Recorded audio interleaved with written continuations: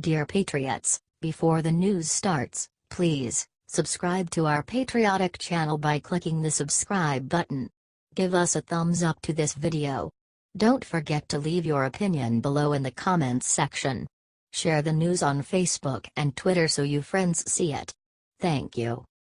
Liberal professor works to the ban racist Christmas song Jingle Bells. Boston University Professor Kyna Hamill wrote a paper urging people to stop singing Jingle Bells because it is racist. What else do you expect from liberals during the Christmas season?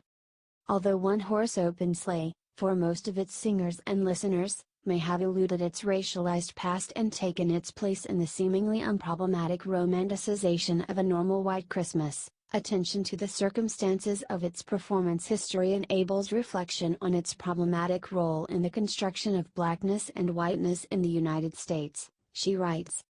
The legacy of Jingle Bells is one where its blackface and racist origins have been subtly and systematically removed from its history, she writes.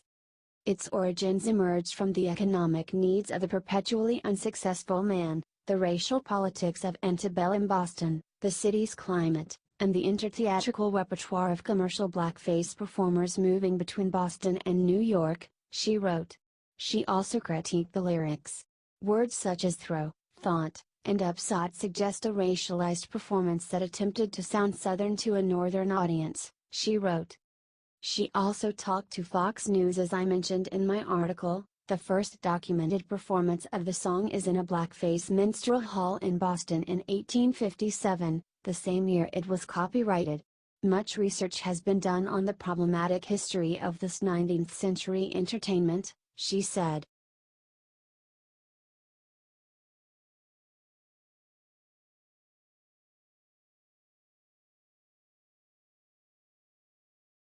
Watch Jesse Watters brilliantly troll professor who believes eating meat is toxic masculinity. Fox's Jesse Watters invited a professor with a PhD on his show who wrote a paper claiming that eating meat is toxic masculinity. Apparently eating meat means you hate women. When Watters asked why, she gave very vague responses. According to D'Alessio Parson, eating meat is one of the ways to reinforce existing social structures, including patriarchy. However, she also claimed she didn't have enough time to explain it further. That's when Watters' producer walked onto the set and gave him a big, delicious-looking steak, which he then proceeded to eat in front of D'Alessio Parson. So, I'm having a steak right now because I'm starving, said Watters. D'Alessio Parson went on to explain that it is only okay to eat an animal if you killed it yourself. Otherwise you just enjoy the benefits and the blood is on someone else's hands. And that's not very fair. It would be great if we had universal health care for our animals, she said. You clearly have some things around who you are that protect you, and I think especially, like financial resources to do things like buy really expensive steaks, so that's also part of the problem. That some people are really taking up more than their fair share, she said.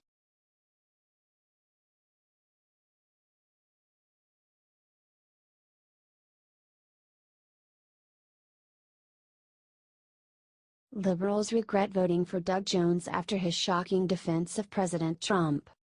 Newly elected Democratic Alabama Senator Doug Jones basically tried to treat Troy Moore like a convicted pedophile in order to win the election. However, when it comes to accusations against President Trump, Jones has very different ideas. And Democrats are not happy.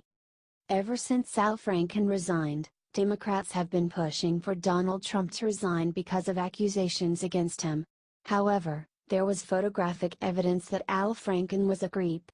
Not so much real evidence against President Trump. In a CNN interview, Doug Jones revealed, much to the dismay of the interviewer, that Donald Trump has no credible reason to resign. I don't think that the president ought to resign at this point. We'll see how things go. But certainly those allegations are not new and he was elected with those allegations at front center, said Jones. You know, Jake, where I am on that right now is that those allegations were made before the election. And so people had an opportunity to judge before that election. I think we need to move on and not get distracted by those issues. Let's get on with the real issues that are facing the people of this country right now, said Jones. In an earlier interview, Jones said he was excited to meet Trump. "I'm looking forward to meeting him. I'm looking forward to getting up there and trying to find those issues that we can work together on for both the country and the state of Alabama," said Jones.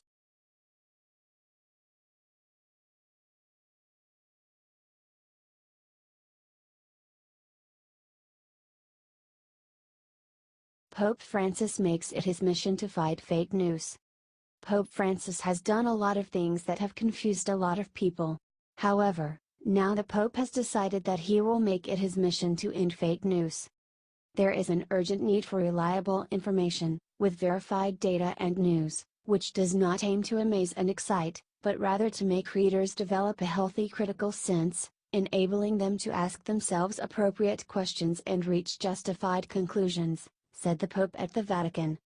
There is an urgent need for news communicated with serenity, precision and completeness, with a calm language, so as to favor a fruitful reflection, carefully weighted and clear words, which reject the inflation of elusive, strident and ambiguous speech, said the Pope. We must not fall prey to the sins of communication, disinformation, that is, giving just one side of the argument, slander, which is sensationalistic, or defamation, looking for outdated and old things, and bringing them to light today. They are very grave sins, which damage the heart of the journalist and harm people, said the Pope. However, he is not done fighting fake news with this speech alone. He also plans to make fake news and journalism for peace the topic of his 2017 World Communications Day speech.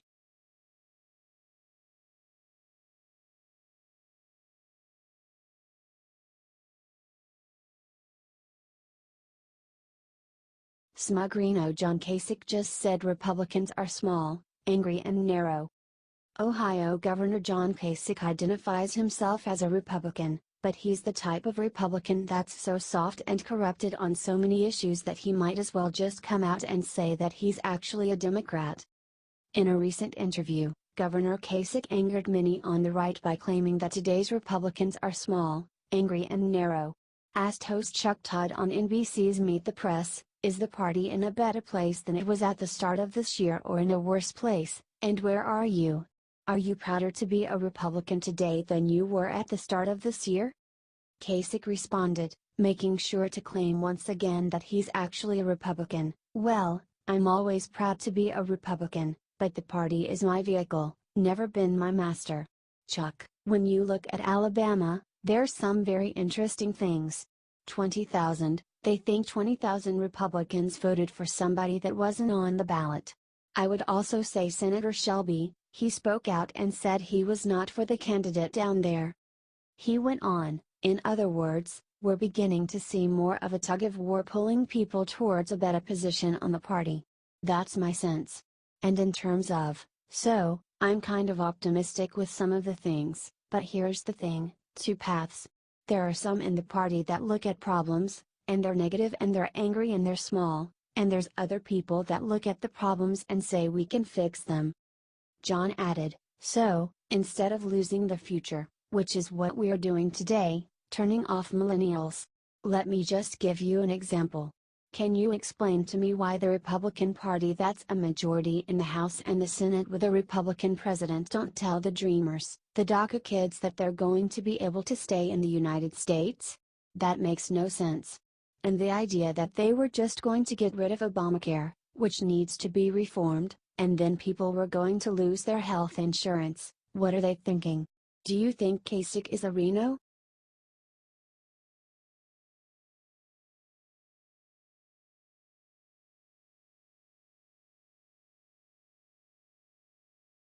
Bernie just admitted that Dems absolutely plan to hike taxes if they take control. It's a cliché but a true one that Republicans are always trying to save people money and reduce government bloat by cutting taxes, while Democrats are always trying to burden people with more government by raising taxes. It's a very good thing that Republicans are about to pass their tax cut bill, because left-wing Senator Bernie Sanders of Vermont just tipped his hand during a television appearance that Democrats are gunning to raise taxes the next time they get in power. On CBS Face the Nation, host John Dickerson asked Senator Sanders bluntly, If Democrats take control, are corporate taxes going up? The socialist replied, trying to not answer Dickerson's question directly, I think we'll take a very hard look at this entire tax bill and make it a tax bill that works for the middle class and working families, not for the top 1% and large multinational corporations.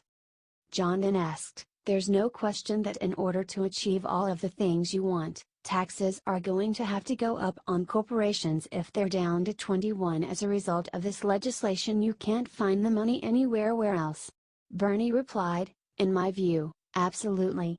Are you glad Republicans are cutting taxes now to make it harder for liberals like Sanders to try to raise them later?